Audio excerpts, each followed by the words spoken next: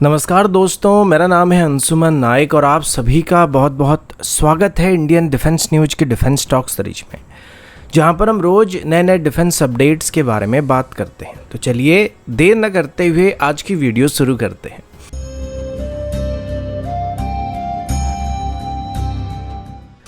आज की पहली अपडेट हनी ट्रैप से शुरू करते हैं। आप सबने देखा होगा पिछले कुछ सालों में लगभग हर साल हनी ट्रैप वाले केस सामने निकल कर आ रहे हैं, जिसमें हमारे डिफेंस सीक्रेट्स को पाकिस्तान के हैंडलर्स के द्वारा हासिल करने की कोशिश किया जा रहा है। यह हनी ट्रैप वाला सिस्टम पिछले कई सालों से चलता आ रहा था, लेकिन रिसेंटली सोशल मीडिया के आने के बाद ये काफ़ी फ्रिक्वेंट हो गया है और दुश्मन देशों की सीक्रेट एजेंट्स की तरफ से इसका इस्तेमाल करके खास करके भारत की टॉप लेवल के साइंटिस्ट और ऑफिसर्स को टारगेट करने की कोशिश किया जा रहा है। अब आज इसको लेके एक रिपोर्ट सामने आया था, जिसमें ये बताया जा रहा है कि एक बार फिर से डीआरडीओ के एक सीनियर साइंटिस्ट को महाराष्ट्र की एटीएस टीम की तरफ से अरेस्ट किया गया है और बताया गया कि लगातार पाकिस्तानी हैंडलर्स के साथ संपर्क में थे और लगातार उनको हमारी सीक्रेट इन्फॉर्मेशन को शेयर कर रहे थे। अब इनको भी एटीएस की तरफ से हनी ट्रैप वाला केस बताया गया है और वो रेगुलर बेसिस पर व्हाट्सएप के जरिए पाकिस्तानी एजेंट्स के साथ संपर्क होने की बात सामने आई है और इसमें वो लगातार टेक्स्ट और वीडियो चैट्स वगैरह उनके साथ करते रहते थे। अब ये कोई यंग ऑफिसर भी नहीं थे। इनकी जो इमेज को डीआरडीओ की तरफ से रिलीज किया गया था वो आप सभी देख सकते हैं और देखकर ये अंदाजा भी लगा सकते हैं कि इनकी उम्र काफ़ी ज़्यादा है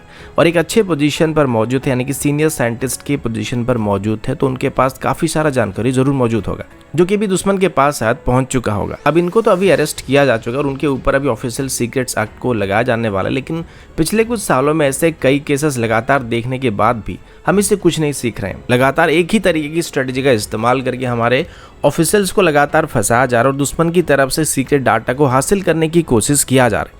लेकिन फिर भी हम इससे कुछ नहीं सीख रहे हैं। और वैसे भी हनी ट्रैप सिर्फ वही लोग होते हैं जिनमें ज़्यादा ठरकपन भरा हुआ होता है और मुझे तो ये बात समझ नहीं आ रहा है कि अगर कोई नौजवान लड़का इसमें फंस जाता है तो वो समझ में आता है, लेकिन इसमें बुड्ढे भी फंस रहे हैं और मुझे तो डाउट होने लगा कि लड़कियों का काम नहीं है, ये एंटियों का काम है। और ऐसे वाले बड़े चालाक हैं जो कि लड़कों को फंसाने के लिए लड़कियों का इस्तेमाल कर रहे हैं और साथ ही बुड्ढों को फंसाने के लिए एंटियों का इस्तेमाल कर रहे हैं। वैसे ये मेरा पर्सनल असम्पशन था, इसको सीरियसली मत लीजिएगा। अगला update multi role combat aircraft की टेंडर को लेके। वैसे इंडियन आर्म फोर्सेस की जो सबसे ज़्यादा डिलेड प्रोजेक्ट है उनमें मल्टी रोल कॉम्बैट एयरक्राफ्ट की टेंडर को भी गिना जा सकता है। इनिशियली इसमें 126 जेट को खरीदने का प्लान किया गया था, जिसमें हुआ ये कि पहले 36 रफाल को डायरेक्टली एक गवर्नमेंट टू गवर्नमेंट डील के तौर पर खरीद लिया गया और बाकी बचे वैकेंसी को फिल करने के लिए फिर से सेम टेंडर को रिवाइज करके ओपन कर दिया गया था और इसमें अभी 126 के बदले 114 जेट को खरीदने का प्लान किया गया। अभी भी ये टेंडर कुछ खास आगे नहीं बढ़ पाया, जिस पर अभी इंडियन एयरफोर्स की vice chief air chief marshal N Tiwari की तरफ से बताया गया कि जल्दी इंडियन एयरफोर्स इस टेंडर को फाइल करना चाहती है और एक तरीके से हिंट दिया जा रहा है कि अभी इसको एक रेगुलर टेंडरिंग प्रोसेस के बदले पिछली बार की तरह गवर्नमेंट टू गवर्नमेंट डील के तौर पर भी फाइनल किया जा सकता है, जिससे होगा ये कि इस डील को जल्दी फाइनल किया जा सकेगा और आने वाले 2 से 3 महीनों के अंदर इसको लेकर एक्सेप्टेंस और नेसेसिटी को इशू किया जाएगा। अब इस टेंडर में कुछ नई एंट्री होने की उम्मीद भी किया जा रहा है और हो सकता है इसमें अभी F-35 की एंट्री होने वाली है, लेकिन ये पूरी तरीके से भी कंफर्म नहीं हुआ है। अब इसमें F-35 की एंट्री होने के पीछे जो सबसे बड़ा कारण बताया जा रहा है वो ये है कि अभी फ्रांस की तरफ से मल्टी रोल कॉम्बैट एयरक्राफ्ट की टेंडर में भारत को एक गवर्नमेंट टू गवर्नमेंट डील को ऑफर करने की कोशिश किया जा रहा है और जब भारत के पीएम फ्रांस के विजिट पर जाने वाले हैं तभी फ्रांस एडिशनल 90 रफाल के लिए भारत को एक गवर्नमेंट टू गवर्नमेंट डील को ऑफर करने की बात कर रहा है, जिनको आगे चल के भारत में बनाया जाने वाला है। अब technically initial 126 multi role combat aircraft की रिक्वायरमेंट को पूरा करने वाला है और पहले से ही भारत रफाल को ऑपरेट कर रहा है, तो रफाल के एडिशनल ऑर्डर करना भारत के लिए एक अच्छा सुइटेबल ऑप्शन भी होने वाला है। लेकिन जब फ्रांस की तरफ से इस टेंडर को हासिल करने के लिए एक गवर्नमेंट टू गवर्नमेंट डील को भारत को ऑफर करने की कोशिश किया जा रहा है, इस पर यूएस की तरफ से भी नजर रखा जा रहा है और यूएस को भी ये बात अच्छी तरीके से पता है कि अगर यूएस इन्वेंट्री में मौजूद कोई भी एयरक्राफ्ट भारत खरीदने के लिए इंटरेस्ट दिखा सकता है तो वो F-35 होने वाला है। लेकिन भारत की तरफ से यहाँ पर S-400 सिस्टम का इस्तेमाल किया आता है, जिस वजह से यूएस आज तक F-35 को भारत को ऑफर नहीं कर रहा है। लेकिन इस बार की एरो इंडिया शो में F-35 को भारत में लाने के बाद ऐसा लग रहा है कि यूएस की तरफ से अभी भारत को इसको ऑफर किया जाएगा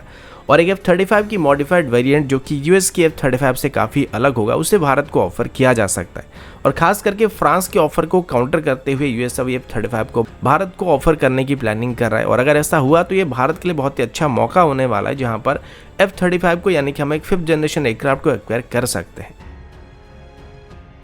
अगला अपडेट इंडियन एयरफोर्स की तरफ से। रिसेंटली आपने देखा होगा इंडियन एयरफोर्स की तरफ से एक टेंडर को फ्लोट किया गया था जिसमें 80 के आसपास मीडियम ट्रांसपोर्ट एयरक्राफ्ट को खरीदने का प्लान किया गया था, जो कि हमारी AN-32 एयरक्राफ्ट को आगे चल के रिप्लेस करेंगे। इसमें 18 टन क्लास से लेकर 30 टन क्लास के एयरक्राफ्ट को इंडियन एयरफोर्स खरीदने की प्लानिंग कर रही है, जिसमें अभी C-130 एयरक्राफ्ट से लेके C-390 से एयरक्राफ्ट पार्टिसिपेट कर रहे हैं। इस पर अभी इंडियन एयरफोर्स की इस टेंडर को देखते हुए एम्ब्रेर की तरफ से बताया गया कि उनकी C-390 एयरक्राफ्ट इसमें इंडियन एयरफोर्स की हर एक रिक्वायरमेंट को पूरा कर सकता है। C-390 किसी भी खराब रनवे से ऑपरेट कर सकता है और शॉर्ट टेक ऑफ भी कर सकता है, यानी करीब 1100 मीटर की जो रनवे है उससे ये ऑपरेट कर सकता है, जिस वजह से ये इंडियन एयरफोर्स को अपनी एडवांस लैंडिंग ग्राउंड में से ऑपरेट करने की क्षमता देने वाला है। इसके अलावा इस एयरक्राफ्ट को अलग अलग रोल में भी इस्तेमाल किया जा सकता है। नॉर्मली अगर इसको इंडियन एयरफोर्स एक ट्रांसपोर्ट एयरक्राफ्ट के तौर पर इस्तेमाल करना चाहता है तो इसमें एक बार में करीब 80 पैसेंजर और करीब 73 फुली इक्विप्ड पैराट्रूपर्स को लिया जा सकता है, जो कि